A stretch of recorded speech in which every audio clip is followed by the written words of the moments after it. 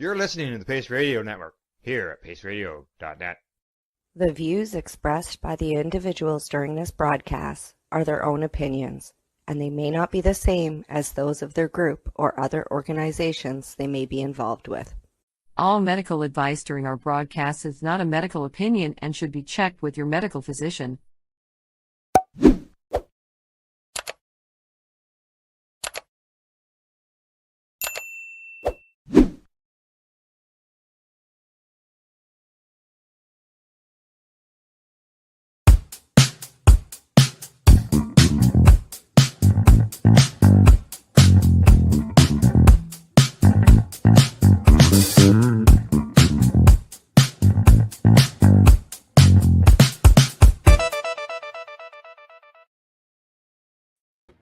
Good day and welcome to the Mushie Moment podcast for Tuesday, March 17th, 2026.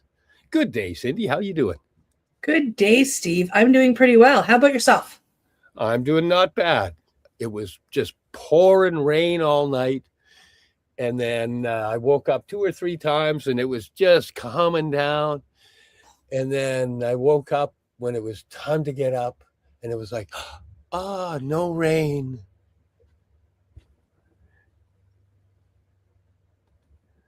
Well, that makes for a nicer day, right? Oh, always. I was trying to think of the band that did the song No Rain, but Blind Melon. I was going to crack a Blind Melon joke, but it just gets screwed if you can't remember the name of the band that does the song No Rain. How you doing out there? What do you got going on? Rain.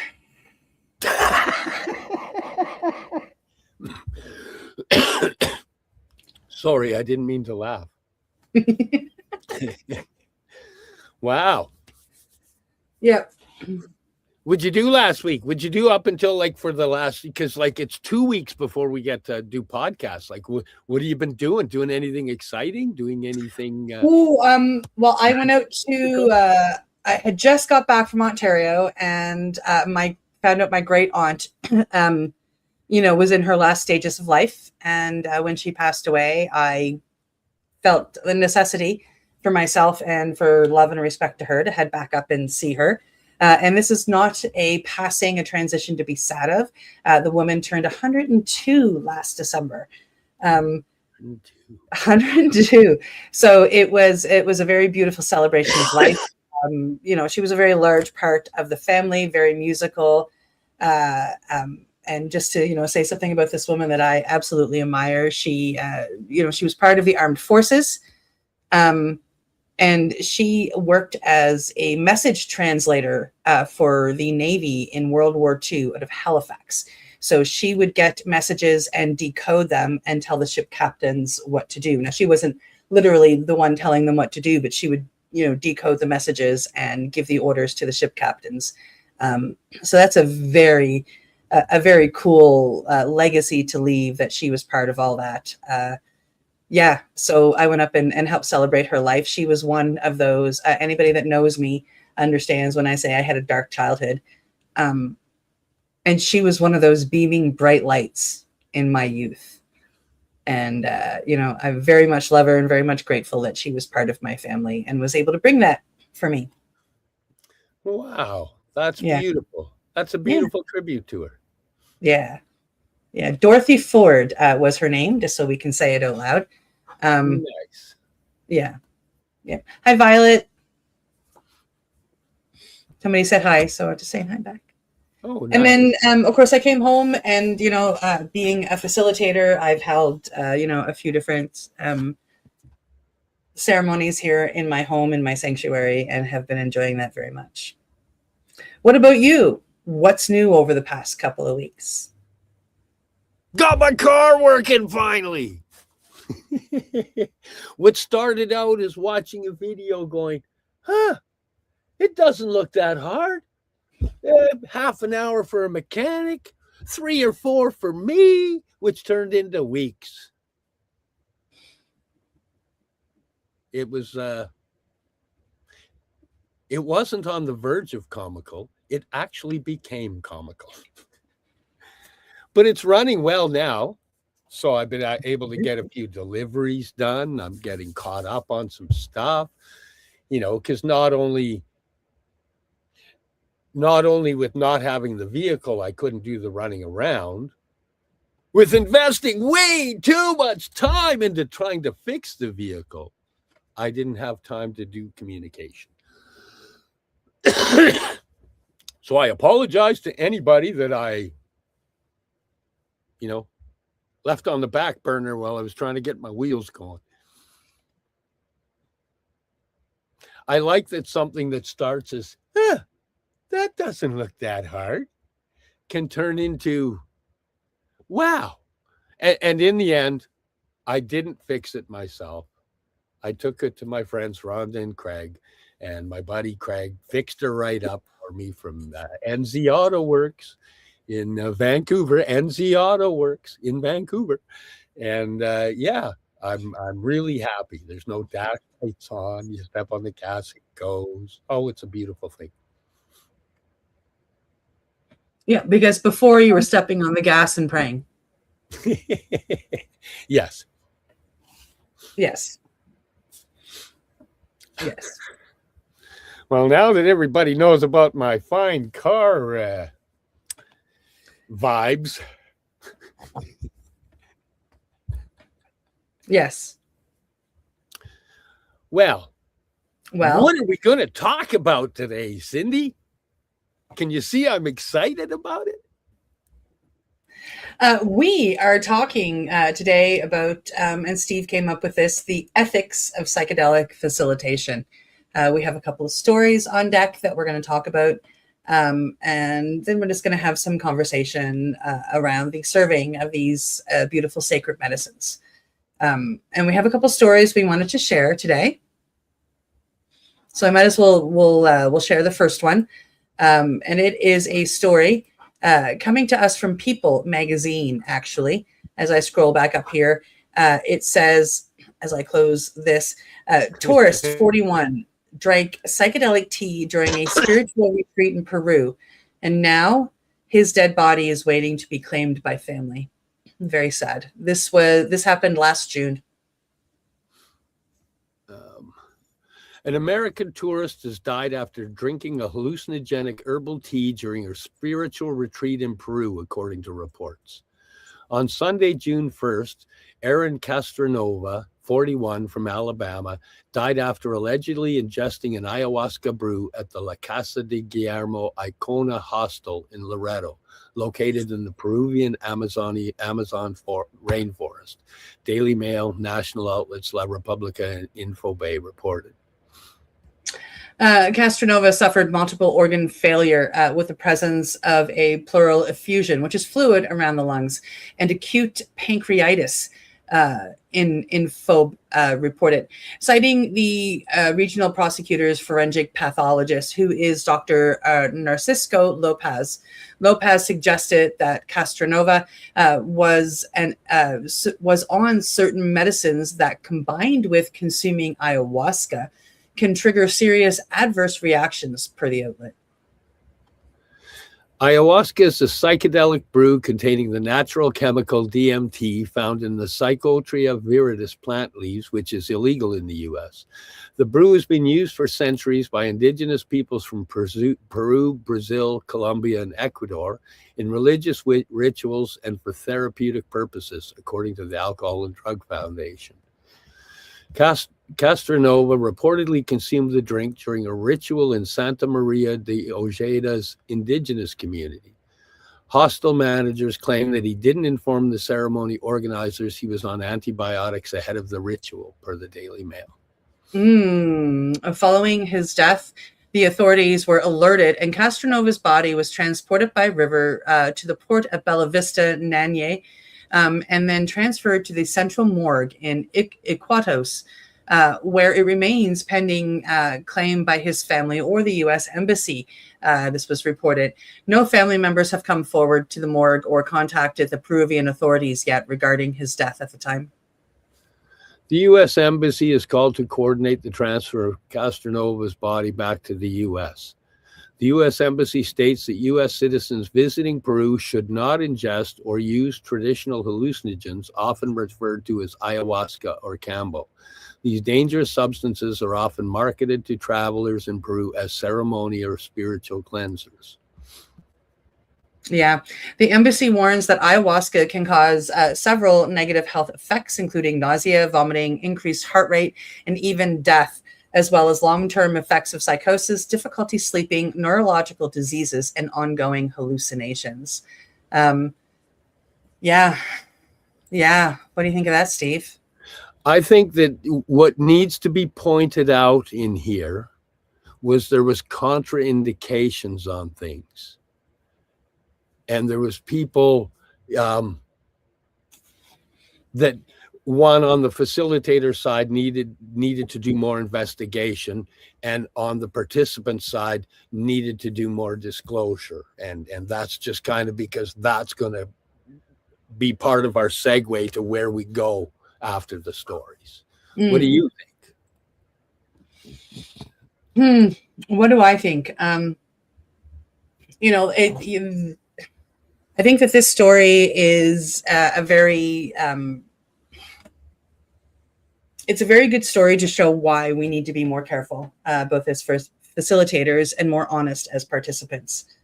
If this person had been honest with their facilitator about what they were taking and how they were taking it and what they were going through, chances are the facilitator wouldn't have served him the medicine, and therefore this gentleman would still be alive.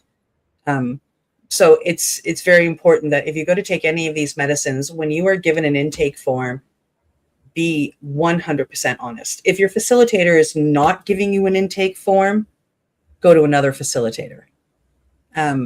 It's very, very important. And this story shows why. I mean, this is an extreme case where somebody died because either the facilitator wasn't asking the right questions or the participant wasn't being completely honest. And it's scary. My heart goes out to the family of this. That's yeah. Yes. Yeah. Yeah. That's why people need to be aware of who's facilitating, and you need to be honest about where you're sitting, where you are, yes, what you're using, anything you're taking. Things could have contraindications. You want to go to the next story? Oh, absolutely, we can. Let's chat about the next one, which is coming to us from New South Wales. What is it called? Support the Guardian. New South Wales guru charged over man's death during an ayahuasca and frog toxin ceremony. Salur Solaris charged with manslaughter of Jared Antonovich, who died of a perforated esophagus after taking psychedelic. A man is being charged with manslaughter more than 4 years after a spiritual retreat client died after consuming psychedelics and a frog toxin. Yeah. Salur Solaris, 52, was arrested and charged when this happened over the 2021 death of a man at the Arcora retreat he ran in Collins Creek, which is about 60 kilometers from Byron Bay in New South Wales, Australia. He was charged with the manslaughter of Jared Antonovich, who died of a perforated esophagus after consuming the plant-based psychedelic ayahuasca and frog-based poison combo. Police allege Solaris presided over a ceremony ritual using the substances on October 16th, 2021, and provided Antonovich with ayahuasca. The operator, formerly known as Peter George McIntyre, is also accused of delaying medical treatment for the 47-year-old after he collapsed from using the drugs.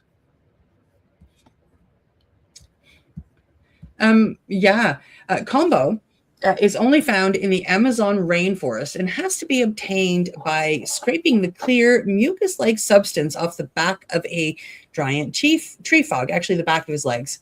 It is classified as a Schedule 10 poison by the Therapeutic Goods Administration, which is the highest level of classification, meaning it is banned from use in Australia. The use of Campbell was banned 2 weeks before Antonovich's passing. Ayahuasca, banned in 2022, is a plant-based psychedelic normally consumed as a bitter-tasting tea with a strong odor. Yeah, I haven't done Aya. You have, so I don't know what it tastes or smells like. The use of both is it bad? It's bitter, yeah. Yeah. The use of both substances is based on the traditional knowledge of indigenous South American communities, with adherents believing they can detoxify the body. Solaris has been banned from providing any health services, either in paid employment or voluntary, to any member of the public by state's Health Care Complaints Commission. Antonovich's family has previously called for similar ceremonies to be banned. He had a heart of gold. No one deserves what happened to him, the victim's brother, Chris, told reporters after an inquest into the death in 2024. Solaris was released on bail Tuesday on the condition that he not leave the country, report to police 3 times a week, and provide a $20,000 security agreement should he fail to appear in court. He will face the Lismore local court on March 30th. Yeah, and this was March 30th a year ago, I believe. Yes, I believe the case is still ongoing. Yeah, I wasn't able to find anything more about it, so I have no doubt. Now, we had a gentleman here in Nova Scotia who, I don't believe that he actually hurt anybody, but he was practicing ayahuasca here, citing church and ceremony. And he was raided not very long ago, and they eventually settled to pretty much let him go with the promise that he just plans the church and doesn't serve anything anymore, and he's being kept a good eye on. But also, they're not they basically have dismissed everything, so it won't show up on his record, so he can still travel to Peru to sit with the medicine. Oops.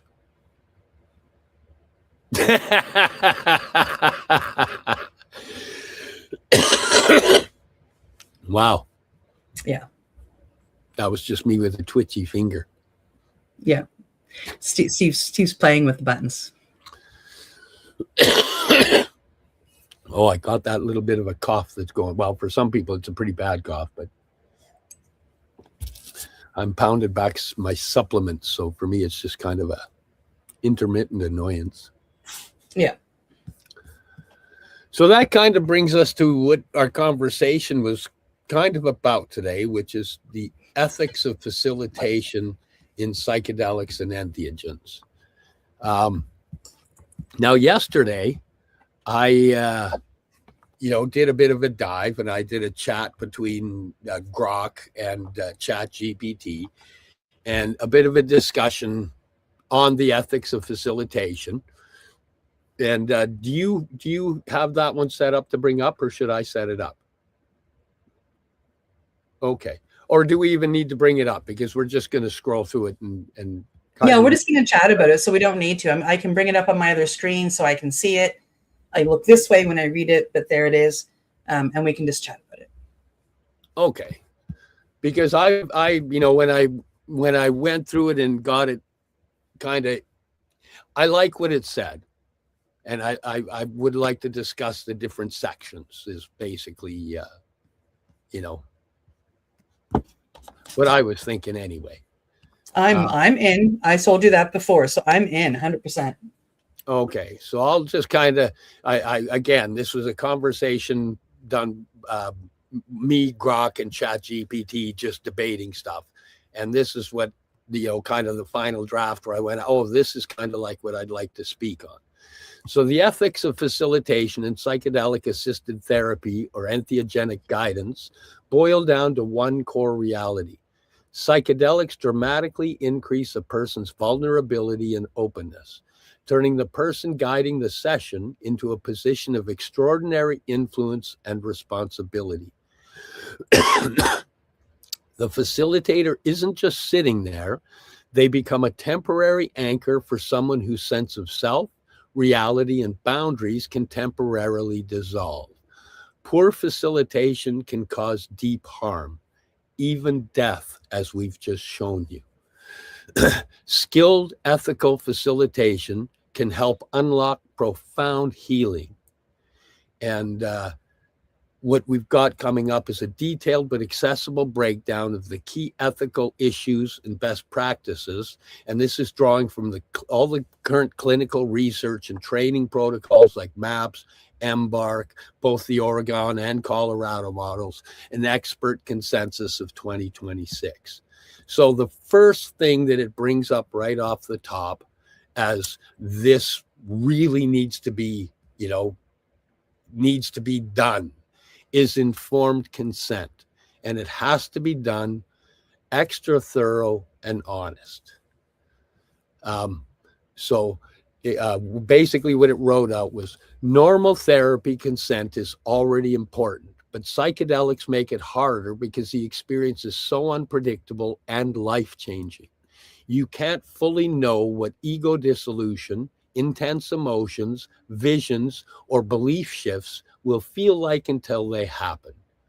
People often come out with new views on life, spirituality, interconnectedness, and even their core identity, changes they couldn't fully predict or prepare for beforehand. Ethical facilitators explain this openly. This might change how you see yourself or the world in ways you can't anticipate right now. Some people love the shift, others find it disorienting. Consent must be ongoing. And this part I really quite liked. Consent must be ongoing. It's got to be dynamic. You check in during preparation.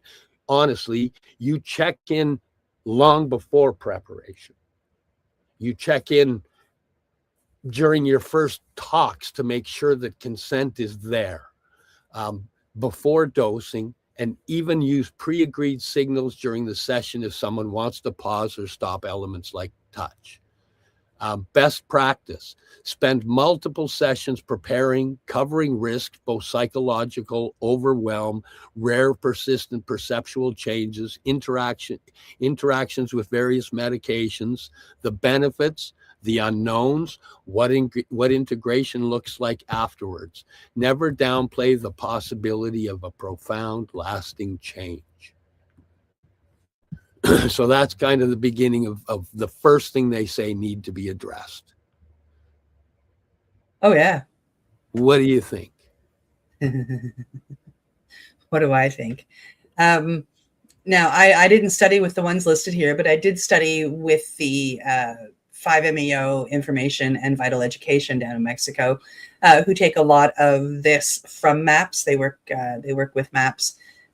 So it's all things that I've been taught, whether I was learning cacao or whether I was learning unofficially hape with other facilitators, whether I went and took this big, huge course. This even, it goes right over into my breath work courses that I've been taking. Consent is key. Letting people know, and combo, yes, of course. I mean, like these are big ones. Consent is key. Letting people know what possibly could happen is absolute key. There have been participants that go along and, you give them all of this information and they'll decide they don't want to do it. That scares some facilitators, but I would rather have a participant who's fully on board with all of their parts than somebody who's coming in absolutely terrified and it can, then do them harm. And so it's very, very important. And I have found both through my trainings and my personal practice that people usually shy away when it's not about the death, it's not about the this, it's not about the that, it's about profound changes. And when I tell people I was an accountant before this and now this is what I do, that scares some people. And it's those profound changes that I find are more scary for anybody stepping into this medicine. They're like, well, am I not going to be who I am?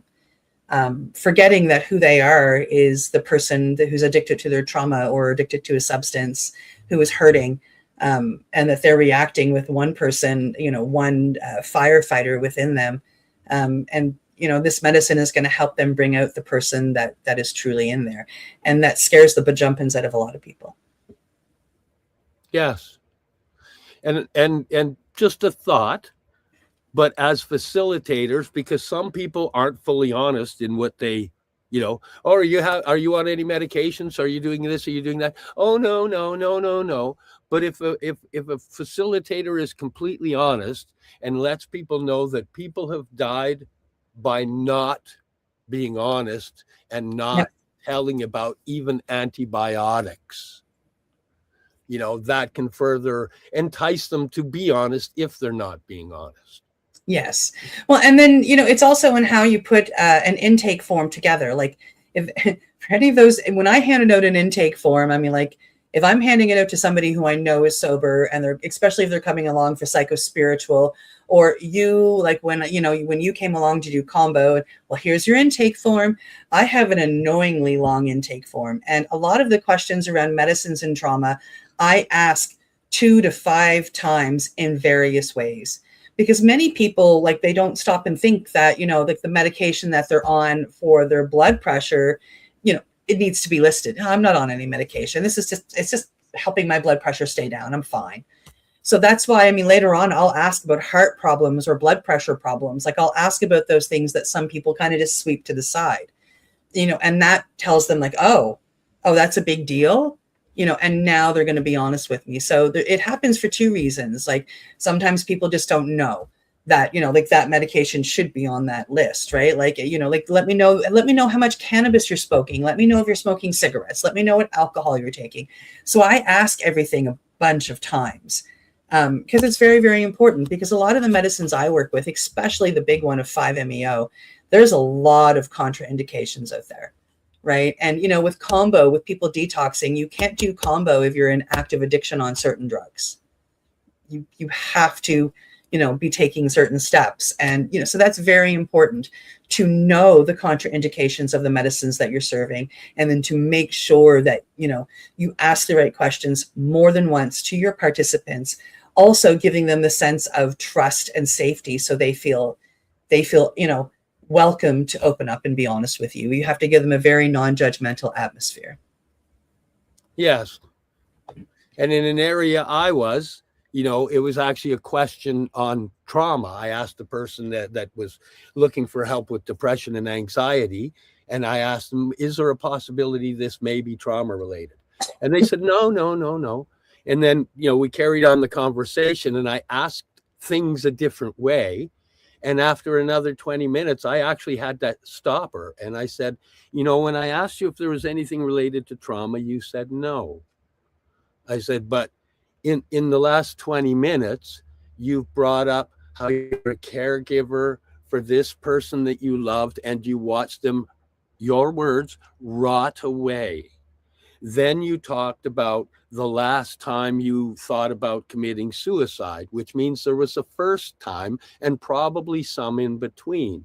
Then you talked about how this person you love blew their head off a couple weeks ago. I said, how do you think you haven't suffered some trauma? And she said, I came from a good family. I was never molested. And where the miscommunication in there and the asking the other questions was, I'd asked her, have you ever suffered any trauma? And she had said no. But there was trauma, which was leading to the other stuff. And it was just a matter of her definition of trauma and my definition of trauma were completely different. By asking the questions, you really get to learn a lot about what the words are meaning to that person, what they're hearing, which can a lot of times be different than what you're delivering. Yeah, that's why, again, it's important when you're going through preparation calls with participants. I like to do at least one that's, probably about 90 minutes long. Sometimes if we have a time constraint, I'll break that into 2. And then when they come on site to do medicine, there's a whole other preparation conversation.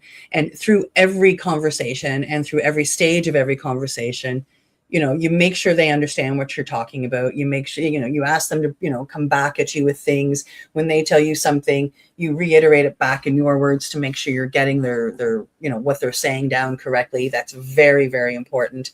That makes them feel held and feel safe, to be heard. I like to get people, it's funny because a lot of people don't like to repeat things, but I like, through every stage, I'll ask the participants to repeat everything in their own words. Well, why are you doing this? What is your intention? And some people get annoyed, and it's like, we talked about that already, but we're going to talk about it again. And I want you to speak of it again to the universe, because things can change. And a person can be walking into this medicine and go in with one intention, and the weeks leading up to it, the preparation leading up to it. And then in the last call, or when they get on site, all of a sudden they realize that their intention is something completely different. And so you got to get them to keep saying it and guilty keep talking. of that. What's that? I'm guilty of that. You are, yes. Oh yeah, being intention before the medicine, intention before the medicine, intention before the medicine. Prepping for the journey, and then realizing, way short on the time. Oh no, that isn't what I need right now. That's what I was wanting, not what I need. I need help here. Yeah. Yep. But through conversation, either with yourself or with a facilitator, that comes out. And that's why we ask a lot of questions over and over again. It's about getting you to check in with yourself. It's about getting consent. It's about being completely honest about what can happen when you sit with the medicine, what the outcomes could be, making sure a person understands it's not a magic bullet. It's not like you come in and do medicine and yahoo, you're healed. The true healing comes in the integration afterwards. And, these are things that we need to portray to our participants so they understand the work that is coming up. But right now, I was just going to say that today, right now, is a great time to take a sponsor break. So how much time do we got on the break? Yeah. 2 minutes and 52 seconds. So you got 2 minutes and 52 seconds to get right back into your seat. So go do what you're going to do and come on back. Thanks to our sponsors. We are people advocating cannabis education here at paceradio.net. Limestone City Hydroponics is Kingston, Ontario's hydroponics shop. Take your growing to the next level and create the optimal environment with a tent kit, or maximize your yield with an ebb and flow flood table kit. Either way, Limestone City Hydroponics has more sizes and options to fit your needs. Are you looking for the power of the sun that adapts to your budget? Then look no further, as they have professional grow lighting. They have indoor grow systems that are easy and cost effective, with many options to fit your living space and lifestyle. Cultivate your growing potential. We have everything you need to succeed. And if you can't make it to the store, they offer local delivery to the greater Kingston area. Remember, when you're looking for experts to help you grow, then look no further than the locally owned Limestone City Hydroponics, 105 Sunderland Drive in Kingston, Ontario. Call them at 613-548-0420. Rerolled Saturdays. Check it out. Nothing but non-stop cannabis and psychedelic programming. Find it at 420pace.ca. Enjoy the buzz of legalization with Campbellford Lifestyle Shop. From lights to plant nutrients, books, consumption accessories, and more. We've got all your basics to grow or consume cannabis. Visit our info center or take a look at our piercing services and body jewelry, now available in-store through Campbellford Lifestyle Shop. 17 Bridge Street West, Campbellford. Are you looking to get your medical cannabis grow license? Limestone City Hydroponics can help patients through the process of obtaining their license to grow medical cannabis. What's that? You don't have a doctor? If you meet the medical criteria, Limestone City Hydroponics has a nurse practitioner who can assess and provide medical cannabis prescriptions. What are you waiting for? Contact Limestone City Hydroponics at limestonecityhydroponics.ca or call them at 613-548-0420. PACE Radio is the People Advocating Cannabis Education Radio Network.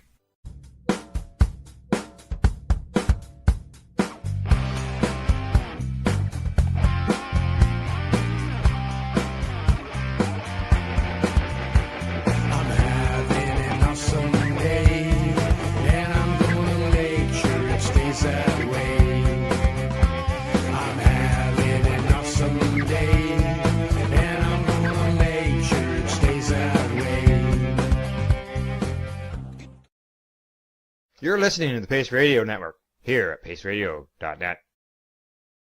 Hello and welcome back to the Mushie Moment for Tuesday, March 17th, 2026. Today we're discussing the ethics of facilitation of psychedelics and entheogens.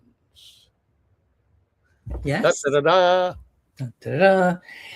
So Steve has put together this Substack where he got AI to help him put everything into beautiful words. And it's broken down some information, and he read off the first part before the break and we discussed it. So I'm going to take charge and read off the second part that he came up with, and we'll have a little discussion afterwards. So in this one, he's talking about power dynamics and boundaries. It's the biggest risk area. Psychedelics heighten suggestibility, emotional openness, and transference, which is projecting parent, lover, spiritual authority onto the guide. And the facilitator holds real power, in this thought. There has to be absolute sexual boundaries, no sexual contact, no flirting, no intimacy ever when you're working with a participant, with current clients, former clients, or their families. And many codes via MAPS make this a lifetime prohibition, and many others make it a 12-month prohibition because of the power imbalance. Doesn't fully disappear after therapy ends. It can go on for quite a while. When it comes to touch, there must only be touch with explicit, revocable consent, and only for safety, comfort, holding a hand if someone is panicking, helping someone lie down, helping them get into a recovery position so they can purge. It should never be erotic or unnecessary. Many protocols require documenting what touch is used or having a second person present. That's one of my protocols here with the work I do, or using video with consent for accountability. And I usually leave that up to the participant. If they want to video it, I'm fine. Other boundaries, no dual relationships, so don't, start dating your participant. No wanting admiration, no taking it, no romantic interests, no business partners. Be careful of becoming friends. Don't impose your personal beliefs. And this is a really hard one because especially if a participant's walking the same path as you, it's hard not to give them your opinion shaped as advice. And that's one of the downfalls that I was telling Steve earlier that I do fall into from time to time. So, like in other words, don't you must become vegan because vegan is the way, or you must do it this way because that's the way. Show them options and help them discover the options that are right for them. The guide's job is to support the participant's own process, not steer it towards the guide's worldview. Some red flags and facilitators that, we must self-monitor of ourselves or monitor of our facilitators or co-facilitators that are friends of ours. If you notice that you're feeling special or heroic and not putting that burden, or not even burden, but that joy back onto the participants, they're the ones doing work. You shouldn't be, hoping for admiration. You shouldn't feel resentment if the participant doesn't progress as you had hoped. Regular supervision and personal therapy for the facilitators help catch that. Staying, co-visible with other facilitators that sit in the same medicine as you is very important. And I invite my co-facilitators to come sit with me so they can see what I do anytime they want. It's for me, it would be a great privilege. As much as I would, sit for them for the same reason, for co-visibility reasons. What do you think, Steve? Did I do okay in, projecting what you had written? Yep. And it is a huge area. We didn't do any of the stories on that, but there's a few stories of malfeasance in the sexual boundaries area at some of the retreats. I believe a couple of them were various places in South America, and there was one in Mexico I looked at as well. Yeah. And, no, I mean, I have friends who work with some psychedelics, but they work in sex and psychedelics, and they work with couples. So it's not about having sex with the participants. It's about teaching your participants how to be, do these medicines together and have it enhance their romantic slash sexual life. So the way that they do it is really beautiful. I don't have a partner, so I haven't been able to participate in their therapy, but I love watching them. It's a beautiful couple. They're just, I think both of them are very amazing humans. So like, we're not discounting that. But if you're going to a facilitator and the facilitator is getting funky with you or allowing you to get funky with them, that's a big, huge red flag. What's kind of cool right now is because it's making the growth it is, the people that have been doing that are kind of getting called out. The community's growing and the community's talking because people are tired of that kind of behavior. Yeah, no, and it's not just in that kind of behavior. It's in any behavior that could harm a participant. It's I find it interesting because being part of the 5MEO community and part of the conversations, most definitely there is a Bufo Council in Mexico that works hard to keep eyes on how Bufo is treated around the world, and they try to bring in ethical use of this beautiful medicine. And that's flipping over to 5 through other facilities such as the school I went to. And there are other top-notch facilitators. There's a temple and the name of it is slipping my mind.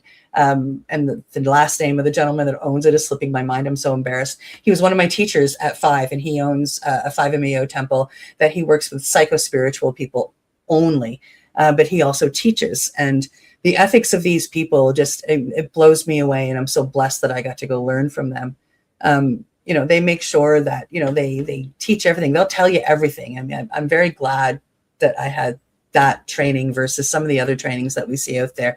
But these people are working together to try.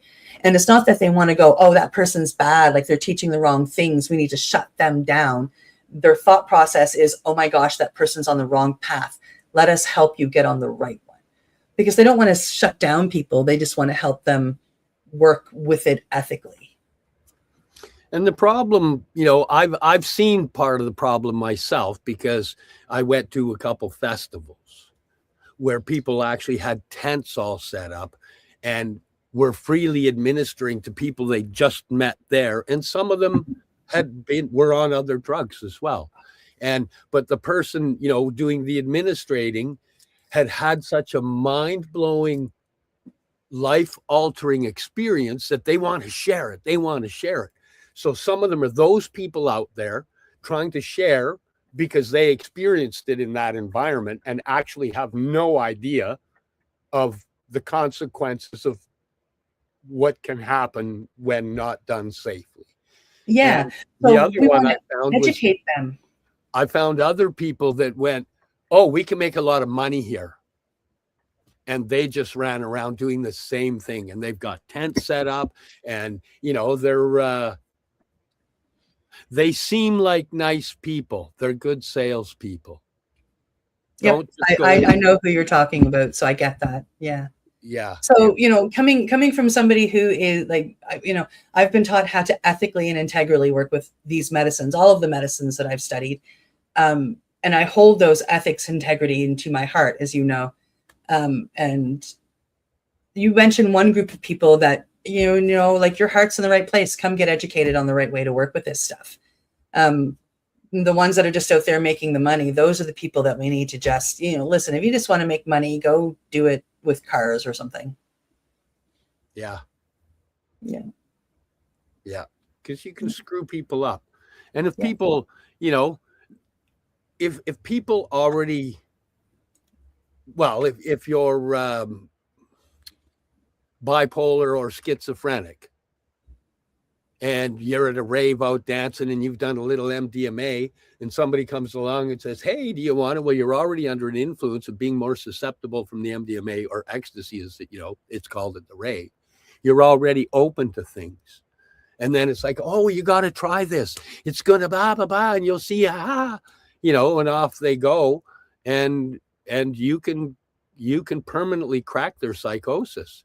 You can break them wide open in a way that can't be healed.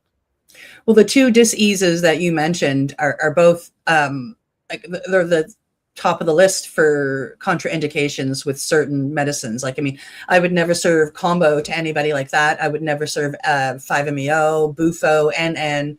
None of it would get served to somebody with those diseases.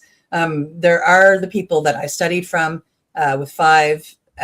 They're coming up with a non-hallucinogenic way of serving 5-MeO. So you can, and they're creating it for this group of people that could highly benefit from the medicine of the toad, but their psyche can't take that full dissolution. It can't take where even a bare handshake would take them. They can't do that. It would break them further. But the 5-MeO, there are aspects of it that could help them. And so they're working on that. So this medicine can be there to help people with schizophrenia or bipolar. Right now, they're studying the effects with people that have Parkinson's disease. So it's really exciting stuff that's coming up. And, like that's one of the things that the people that can do this, such as, MAPS or 5 or, many other places that you mentioned earlier, the fact that they can do this and they can do it with integrity and ethics and in the way of the quote unquote vegan scientist, I think is really amazing. Yes. Yeah. But number 3, it shows how far we've come. Oh yeah. Yeah. We should move on because we could babble about this forever. Oh, okay. Well, I can babble forever anyway, but I know. Okay. So the next part is vulnerability and do no harm, non-malfeasance. Participants are often already hurting, trauma, depression, anxiety, and the medicine can bring buried material to the surface fast. Ethical guides screen carefully for contraindications, certain heart conditions, severe psychosis history, specific meds. They create safety through set and setting, calm environment, music playlists, eye masks, trusted presence. They stay grounded and non-directive during the peak. Trust, let go, be with, rather than interpreting or pushing interpretations. After the session, integration support is ethically required, helping process what came up so it doesn't leave someone destabilized. And sorry to laugh there, but I'm just picturing some of my experience of watching some of it happen in those tents at the raves. Because literally at one point we were in there talking and having a discussion, and it's funny about being ethical when another couple brought some people in to do, I won't call it a ceremony, to do 5-MeO DMT. And then they did it and then ran back out to the rave. And it was like, oh, there's no integration there, babe. Go integrate with the rave crowd. Woo!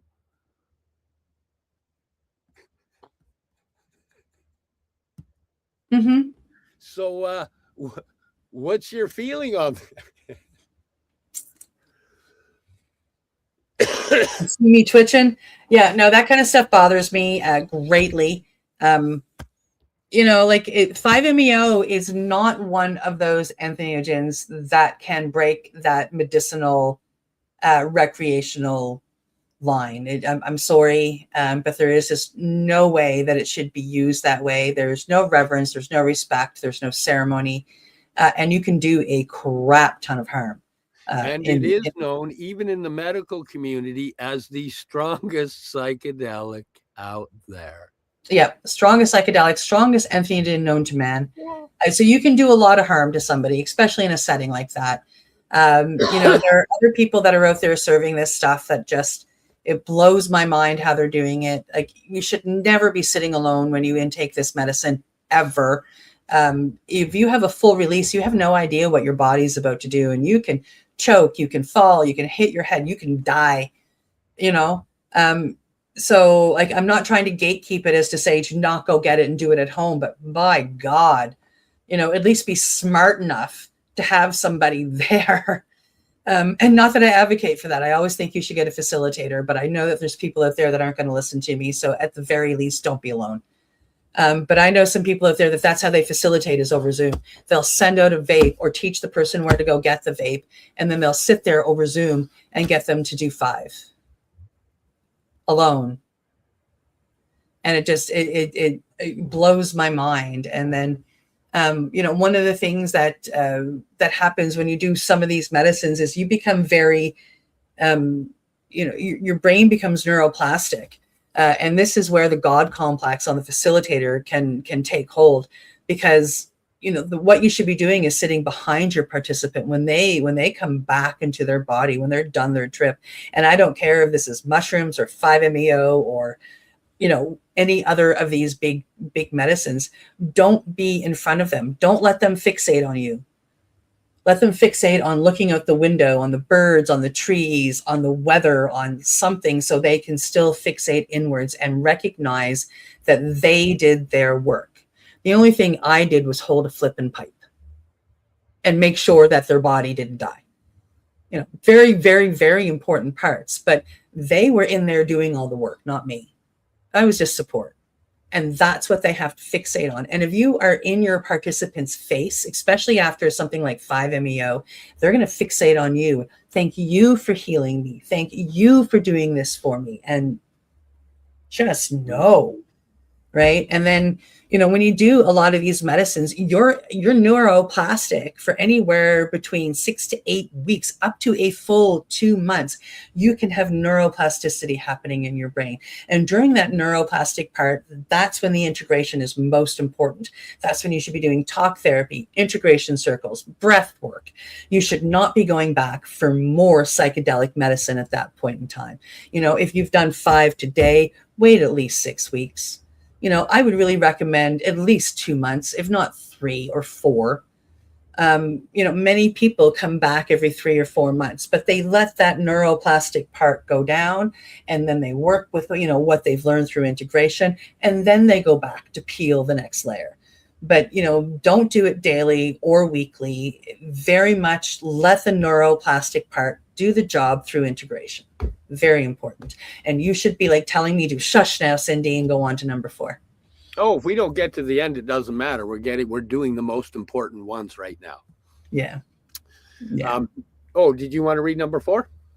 Sure, I can read number 4. Number 4 is about training, competence, and avoiding the guru traps. Not everyone should facilitate just because they've tripped a lot. When Steve read this to me earlier, I had a giggle just for that one line. A good facilitator usually has formal training, either versus CIIS, Fluence, MAPS, Embark, 5-MeO, the 5 program through Tandava, to understand the psychedelic neuroscience and psychology, and often have done their own deep personal work, sometimes including legal psychedelic experiences for embodied understanding, though this is debated. And every medicine that I have studied had a minimum of I had to have used it for 2 years. I had to understand it. I've had to have full releases, a certain amount of full releases, a certain amount of trips, I had to go to a number of different facilitators to experience different ways before I was even allowed to apply to be educated with these medicines. They commit to humility. The participant is the expert on their own inner world. And the guide, the facilitator, is a witness and a safety container. They're not a shaman. They're not a guru. They're not a teacher imposing wisdom. They are there just to make sure you're okay. And ongoing supervision and peer consultation and ethics continuing education are standard to prevent drift into exploitation. Such as I'm going next month out to BC to do another training week. And I go sit with my, some of my mentors when I can, just to be able to, receive their knowledge once again. And when it comes to some of my medicines, to go back and retake bits and pieces of the courses is, part of what I've already paid for and very much encouraged. I agree with number 4 very much.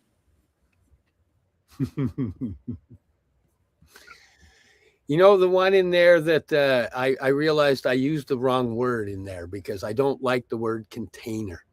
I love it. is the guide is a witness and safety container. They should be a safe space. We don't want to contain the stuff of the other person's energy at all.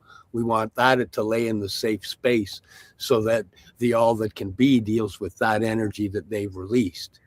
Yes, but the word container means that you are held, and that's what it's meant to represent. So when somebody comes to me, the second we start a discovery call, our container is open. And by what I mean by containers, I am holding you in this safe, contained space. You don't have to worry about anything coming in to get you because I've got you in this space. So I understand what you're saying, but I had to explain why I love it. But in the end, you still say it's the space. It's a container of safe space, yeah. Oh, I see. You're taking it from the container being the person to the container being the space. Yes, the whole space. See, I'm I included find in that most space. people interpret container as themselves, not the space they're in. Oh, okay. And then I actually find some people hold on to that energy because they actually think they're the container. And they're taking on that trauma that the person might be releasing, and they're taking on that energy because they think they're the safe container. And it's like, no, let that energy fall in the space. You want to be a safe container. You, like the person, wants to be a safe container for their energy so they can create the safe space for the other person to let their pain out. Yeah. But that's, you see, and what you're calling the safe space, I call the whole thing, like, as soon as I start in with somebody, like I say, on a discovery call, my space is the container. And it's virtual to start. And when they get here, it's my home. It's the room that we do the medicine in.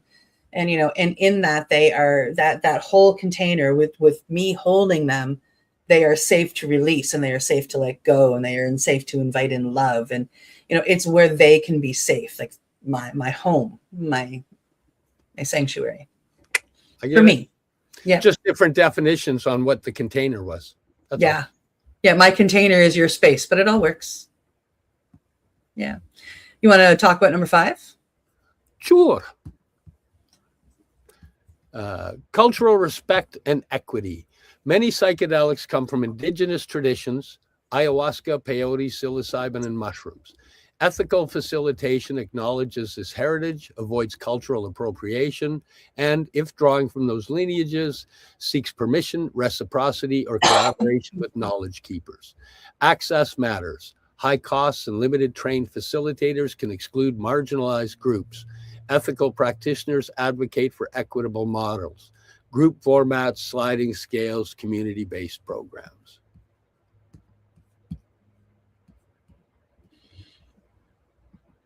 I just heard something fall out there. I don't know what's going on. Yeah. And we talked about this ahead of the show too. This is so important. Almost every good facilitator I know that's out there has a sliding scale.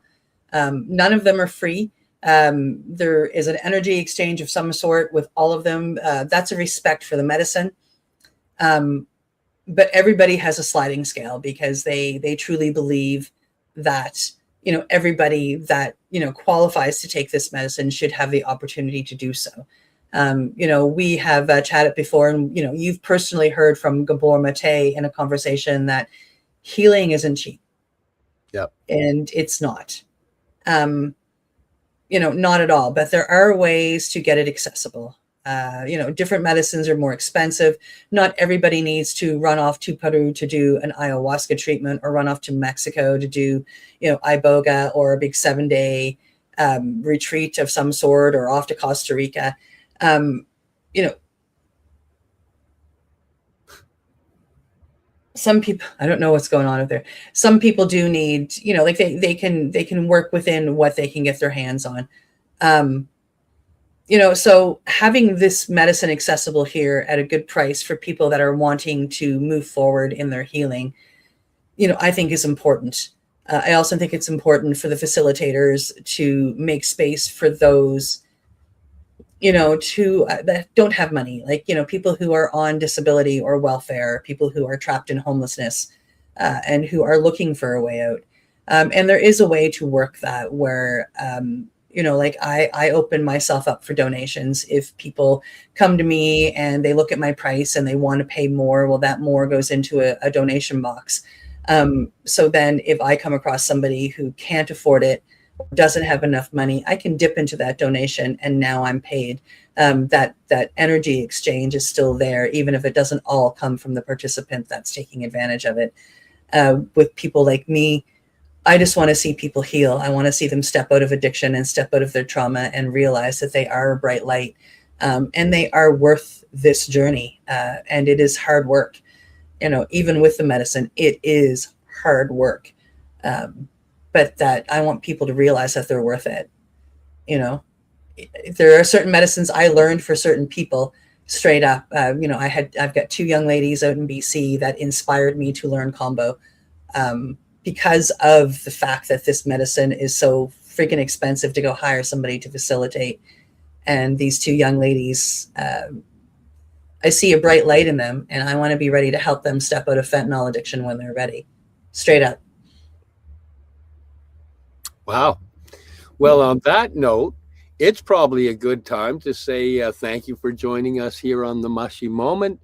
Thanks for supporting us. Thanks to the network for having us on. Thanks to our sponsors for allowing this to happen. And next week, we'll see you with Sweet Pea and Mayhem. And the week after that, we'll be back with the Mushie Moment. You're listening to the Pace Radio Network here at paceradio.net. The opinions of the individuals during this broadcast are their own, and may not be the opinions of their group or other organizations they may be involved with. All medical advice during our broadcast is not a medical opinion and should be checked with your medical physician. Enjoy the buzz of legalization with Campbellford Lifestyle Shop. From lights to plant nutrients, books, consumption accessories, and more, we've got all your basics to grow or consume cannabis. Visit our info center or take a look at our piercing services and body jewelry, now available in-store through Campbellford Lifestyle Shop, 17 Bridge Street West, Campbellford. Limestone City Hydroponics is Kingston, Ontario's hydroponics shop. Take your growing to the next level and create the optimal environment with a tent kit, or maximize your yield with an ebb and flow flood table kit. Either way, Limestone City Hydroponics has more sizes and options to fit your needs. Are you looking for the power of the sun that adapts to your budget? Then look no further, as they have professional grow lighting. They have indoor grow systems that are easy and cost effective, with many options to fit your living space and lifestyle. Cultivate your growing potential. We have everything you need to succeed. And if you can't make it to the store, they offer local delivery to the greater Kingston area. Remember, when you're looking for experts to help you grow, then look no further than the locally owned Limestone City Hydroponics, 105 Sunderland Drive in Kingston, Ontario. Call them at 613-548-0420. We are people advocating cannabis education here at paceradio.net.